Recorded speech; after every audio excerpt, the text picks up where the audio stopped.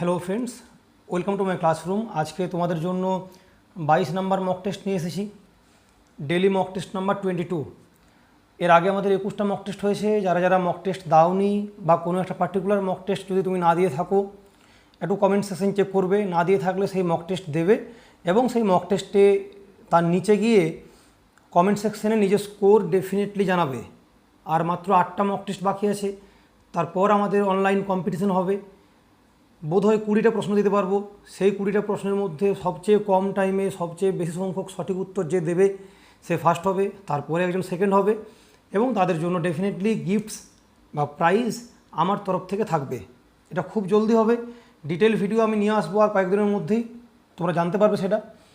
তো এই বিষয়ে আর কোনো কথা আজকে বলছি না, চলো সরাসরি মক টেস্টে যাই। আমাদের প্রথম প্রশ্ন আজকে তোমাদের স্ক্রিনে, The politician spoke in a pompous manner. The politician spoke in a pompous manner. তোমাদেরকে এই পম্পাস শব্দটির নিয়ারেস্ট মিনিং কি হবে, সিনোনিম কি হবে, সেটা আমাকে বলতে হবে। লাইভ চ্যাটে তোমরা জানাও পম্পাস ওয়ার্ডটার সিনোনিম বা নিয়ারেস্ট মিনিং কি হবে। 4টে অপশন দেওয়া আছে, এলিগেন্ট, পোলাইট, বোম্বাস্টিক, নাকি একটাও নয়, none of the above. Elegant, polite, bombastic নাকি নান অফ দি অ্যাবাভ। প্রত্যেকটা প্রশ্ন আজকে ডাব্লিউবিসিএসের কোনো না কোনো পরীক্ষায় কোনো না কোনো ইয়ারে প্রিলিতে কিন্তু এসেছে। প্রতিটা প্রশ্ন ডাব্লিউবিসিএসের কোনো না কোনো ইয়ারে প্রিলিতে আসা প্রশ্ন। প্রথম প্রশ্ন আমাদের পম্পাস মিনিং, উত্তর দিচ্ছি বোম্বাস্টিক। পম্পাস কথাটির বাংলা অর্থ হচ্ছে আড়ম্বরপূর্ণ। যেভাবে পলিটিশিয়ানরা জনসভায় দাঁড়িয়ে বক্তৃতা দেন যেন বিশাল কিছু একটা ব্যাপার, এটাকে বলা হয় পম্পাস, বোম্বাস্টিক। নেক্সট 2 নম্বর প্রশ্ন তোমাদের স্ক্রিনে। আজকের প্রশ্নগুলো কিন্তু একটু ভেবেচিন্তে দিলে সব উত্তর ঠিক হবে, সব উত্তরই ঠিক হবে। 2 নম্বর প্রশ্ন, মাই friend is greater than I, বলা আছে মেক ইট নেগেটিভ। আমি 2 মার্কসের প্রশ্ন ধরছি এটাকে, তোমরা কাউন্ট করবে 1 নাম্বারই, কিন্তু পরীক্ষায় 2 নাম্বার থাকবে যেখানে ডেসক্রিপটিভ এক্সাম হয়। তো 2 মার্কসের প্রশ্ন। এই সেন্টেন্সটাকে নেগেটিভ করতে বলা আছে, নাবাচক করতে বলা আছে। মাই friend is greater than I, উত্তর কি হবে, কিভাবে করবে তুমি নেগেটিভ এটাকে? মাই friend is greater than I, definitely প্রশ্নটা ডিগ্রি চেঞ্জ থেকে দেওয়া হয়েছে। ডিগ্রি চেঞ্জের প্রথম ক্লাস আমাদের ইতিমধ্যে নেওয়া আছে, ডিগ্রি চেঞ্জ পার্ট 1, সেই পার্ট থেকেই কিন্তু এই প্রশ্ন আছে। পার্ট 2 খুব জলদি নিয়ে আসবো। আজকে আনার কথা ছিল কিন্তু আনতে পারলাম না, কয়েকদিন সময় থাকলো। তোমরা যারা ডিগ্রি চেঞ্জের ক্লাস করোনি সেই ক্লাসটা করবে, ওটা করলে কিন্তু এই প্রশ্নের উত্তর এসে যাবে। মাই friend is greater than I, আমি বলি উত্তর হবে আমার বন্ধু আমার থেকে বেশি মহান, তাই না?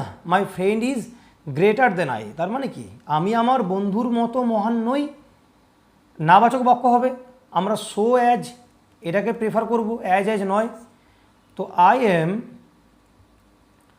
নট সো গ্রেট, আমি অতটা মহান নই। I am not so great কার মতো না, as my friend. My friend, I am not so great as my friend. এর মানে যদি এটাতে থাকতো বলতো অ্যাফার্মেটিভ করো, হ্যাঁবাচক করো, কী হতো, my friend is greater than I. Next 3 নম্বর প্রশ্ন তোমাদের স্ক্রিনে। Her dress is really grotesque, GROTESQUE, her dress is really grotesque. গ্রটেস্কের নিচে দাগ থাকবে, তোমাকে সিনোনিম বার করতে হবে, নিয়ারেস্ট মিনিং দেখাতে হবে কোনটা। হার ড্রেস ইজ রিয়েলি গ্রটেস্ক, এই গ্রটেস্ক মানে কি? 4টে ওয়ার্ড দেওয়া আছে। প্রথম ওয়ার্ড দেওয়া আছে বিজার, 2 নম্বর ওয়ার্ড দেওয়া আছে লুগুব্রিয়াস, 3 নম্বর দেওয়া আছে মান্ডেন, 4 নম্বর দেওয়া আছে ফ্যাশনেবল। 4 নম্বর দেওয়া আছে ফ্যাশনেবল। কোনটা সঠিক উত্তর হবে? তোমাদের সময় এটার জন্য 10 সেকেন্ড দিচ্ছি, জাস্ট 10 সেকেন্ড সময় দেব। উত্তর হবে, সঠিক উত্তর হবে গ্রটেস্ক মানে বিজার, BIZARRE।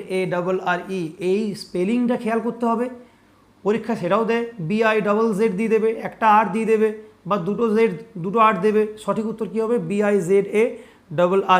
এর কিছু নিয়ারেস্ট মিনিং লিখে রাখো, এর পাশাপাশি আরও কি হয়?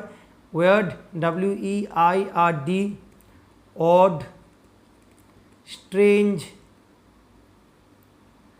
আবার কি হতে পারে ইমপ্রবাবল, ইমপ্রবাবল, আর হতে পারে কি অড তো বলেছি, অড বলেছি, এগুলোই ইমপসিবল, ইমপসিবল, PLUSIBLE, এগুলো কাছাকাছি যায়। সবচেয়ে ভালো হচ্ছে queer, QUEER, word, odd, strange, bizarre, grotesque, এরা খুব কাছাকাছি, এরা প্রত্যেকেই খুব কাছাকাছি। নেক্সট লুগুব্রিয়াস একটা ওয়ার্ড দেওয়া আছে, যার মানে হচ্ছে, লুগুব্রিয়াস মানে হচ্ছে, এর মিনিংটাও লিখে রাখো, স্যাড, বা বলা যেতে পারে ডিসমেল, DISMAL, স্যাড বা ডিসমেল। আর মান্ডেন কথার অর্থ mundane, mundane lifestyle, MUNDANE, mundane মানে হচ্ছে ডাল, DULL, ডাল। নেক্সট প্রশ্ন, এর পরের প্রশ্ন 4 নম্বর প্রশ্ন তোমাদের স্ক্রিনে, the train was passing dash a dark tunnel, the train was passing dash a dark tunnel. Preposition থেকে প্রশ্ন, একটা টানেল আছে, এই টানেলের থ্রু দিয়ে ট্রেন যাবে, উত্তর বলেই দিলাম, option B, the train was passing through a dark tunnel, dark টানেলের ভেতর দিয়ে ট্রেনটা যাচ্ছে, কোনোভাবেই কিন্তু উইদিন বাই ইন হবে না, the train was passing through a dark tunnel. বোধহয় উত্তরটা জলদি বললাম, তার মধ্যেও এর উত্তর অনেকেই তোমরা দিয়েছো, তারাই কাউন্ট করবে। আর যদি কেউ ভাবতে যে হ্যাঁ আমি থ্রুটাই বলতাম, সেও কিন্তু মার্কস নিতে পারো, অসুবিধা নেই। 5 নম্বর প্রশ্ন, his ghost story was beyond belief, his ghost story was beyond belief, belief মানে তোমরা জানো, বিয়ন্ড বিলিফ মানে একদম বিশ্বাসের ধরাছোঁয়ার বাইরে, তাই না? His ghost story was beyond belief, তার মানে কি হতে পারে? বিয়ন্ড বিলিফ আন্ডারলাইন করা আছে, imaginary, interesting, incredible, option D fantastic.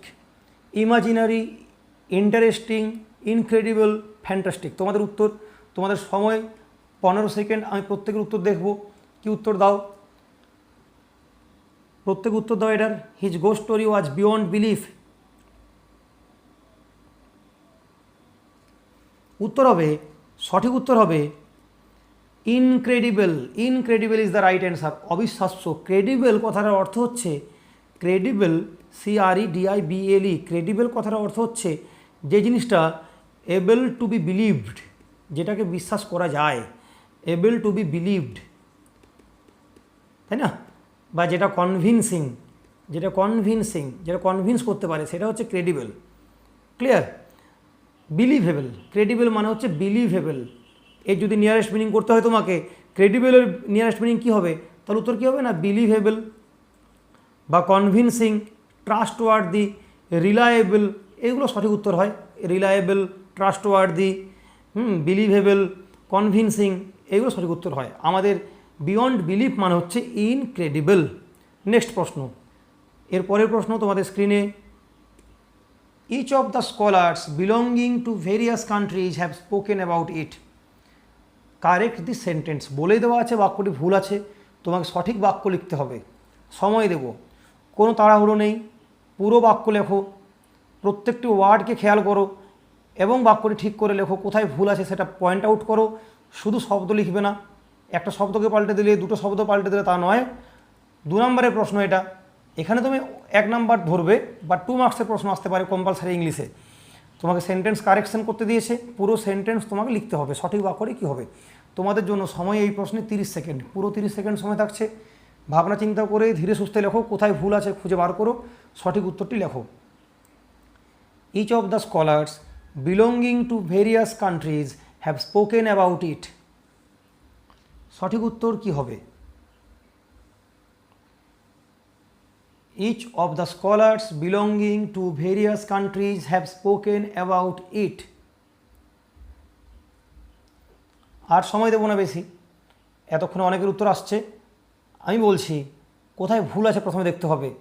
আমরা জানি যখন ইচ কথাটাকে আমি ব্যবহার করব ডিস্ট্রিবিউটিভ হিসেবে, ডিস্ট্রিবিউটিভ প্রোনাউন হিসেবে যদি ইচকে ইউজ করা হয়, ইন দ্যাট কেস সেটা কিন্তু সিঙ্গুলার। অনেকজন স্কলার আছে সেই স্কলারদের মধ্যে প্রত্যেকে সেই স্কলাররা বিলঙ্গিং টু ভেরিয়াস কান্ট্রিজ, বিভিন্ন দেশ থেকে সেই স্কলার এসেছেন, কিন্তু তাদের মধ্যে প্রত্যেকেই, অতজন স্কলারের মধ্যে প্রত্যেকেই, তাহলে এই স্কলারসে কোনো ভুল নেই। তোমরা ভাবতে পারতে স্কলার হবে, এস হবে না, না এখানে এস হবে। অনেকজন স্কলার আছে, বিভিন্ন দেশ থেকে অনেক স্কলার আছে, তাদের মধ্যে প্রত্যেকে, তাহলে এখানে স্কলারটা ডেফিনেটলি প্লুরাল হবে। ইচ কিন্তু সিঙ্গুলার, এই হিসেবে সাবজেক্ট যখন আমার সিঙ্গুলার হলো আমি আর হ্যাভ বসাতে পারি না, এখানে হ্যাজ বসবে। So each of the scholars, উত্তর লেখো, each of the scholars belonging to various countries, যেহেতু ভেরিয়াস আছে অনেক দেশ তাই না, তো ভেরিয়াস কান্ট্রিজ হবে, তাতে কোনো ভুল নেই। Various countries has spoken about ইট, এই সম্পর্কে বলেছেন, হ্যাজ স্পোকেন অ্যাবাউট ইট, এটা আমাদের রাইট অ্যান্সার। যারা যারা পুরো উত্তর দিয়েছিলে তারা নাম্বার নেবে, নয়তো নাও না।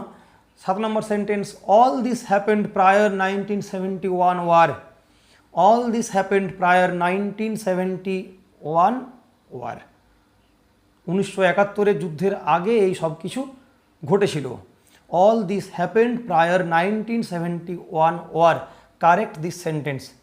তোমাদের হাতে সময় এই বাক্যের জন্য 15 সেকেন্ড, ছোট্ট বাক্য আছে, সঠিক বাক্যটি লিখতে হবে, কোথায় ভুল আছে, কি করতে হবে এই বাক্য ঠিক করতে গেলে, ঠিক করে বাক্যটি তোমরা চ্যাট বক্সে লেখো। All this happened prior 1971 war. কোথায় ভুল আছে আমি একটা হিন্ট দিচ্ছি, কিছু একটা মিসিং আছে, কিছু একটা মিসিং আছে, মনে করো কোথায় কি মিসিং আছে। একটা বিশেষ টাইপের শব্দ আমরা কিন্তু শিখেছি, ওই শব্দগুলো একই ক্যাটেগরির। কোন কোন শব্দ, আরও একটা হিন্ট দিচ্ছি, ইনফেরিয়ার, সুপিরিয়ার, প্রায়র ইত্যাদি ইত্যাদি। এই হিন্ট দিলাম, আর কিচ্ছু বলা যাবে না, সরাসরি উত্তরে আসছি। All this happened prior to 1971 war, একটা প্রিপোজিশন মিসিং ছিল। 1971 ওয়ারের আগে prior to, inferior to, superior to, তাই না, এগুলোকে ল্যাটিন কম্পারেটিভ বলা হয়। নেক্সট 8 নম্বর প্রশ্ন, as a scholar he is almost peerless, as a scholar he is almost peerless, পিয়ারলেসের নিচে দাগ থাকবে, তোমাকে তার নিয়ারেস্ট মিনিং খুঁজে বার করতে হবে। পিয়ারলেস মানে কি,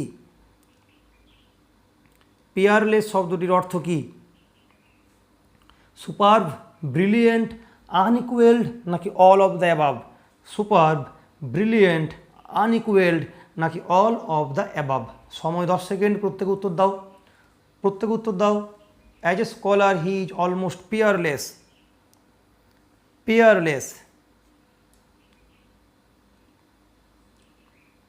যদি পিয়ারলেসের অর্থ বলে দিই তাহলে তো উত্তর বেরিয়ে যাবে।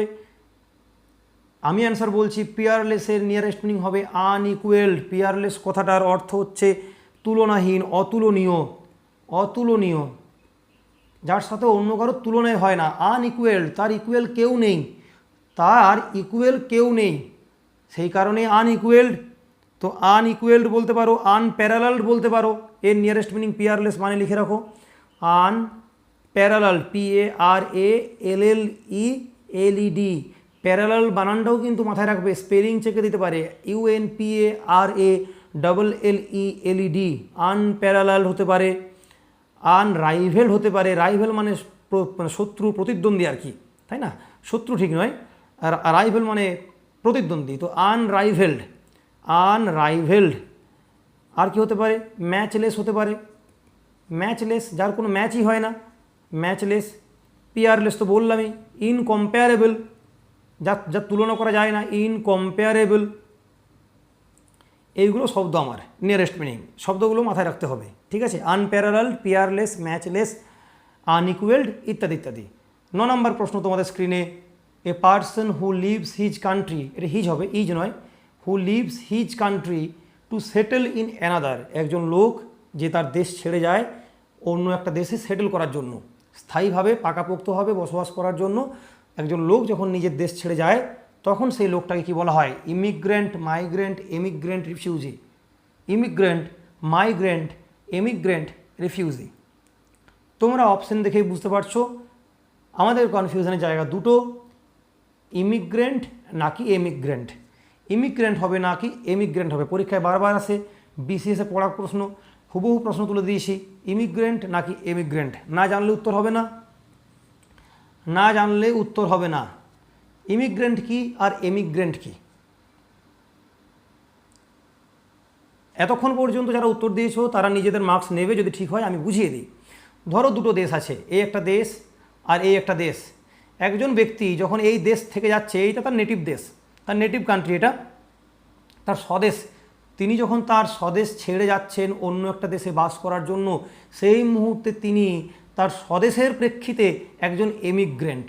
তার স্বদেশের প্রেক্ষিতে তিনি একজন এমিগ্রেন্ট, মাথায় থাকবে। তার স্বদেশের প্রেক্ষিতে তিনি একজন এমিগ্রেন্ট। তিনি যখন ছেড়ে যাচ্ছেন, যখন তিনি লিভ করছেন।